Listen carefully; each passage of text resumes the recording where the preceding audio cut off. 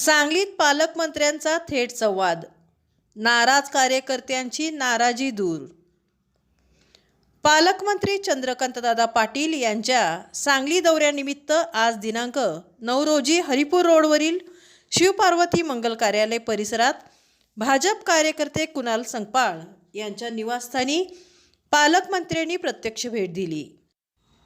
अनुसूचित जाती अ गटातून भाजपची उमेदवारी न मिळाल्याने कुणाल संगपाळ यांच्या पत्नी गायत्री कुणाल संगपाळ व समाजातील कार्यकर्त्यांमध्ये नाराजी होती।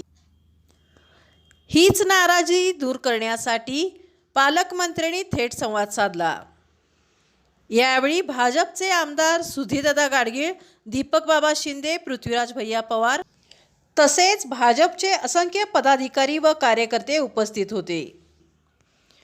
चर्मकार समाजाच्या वतीने समाजातील विविध समस्या पालकमंत्र्यांसमोर मांडण्यात आल्या। यावेळी समस्यावर तात्काळ उपाययोजना करण्याच्या सूचना पालकमंत्र्यांनी स्थानिक भाजप नेत्यांना दिल्या।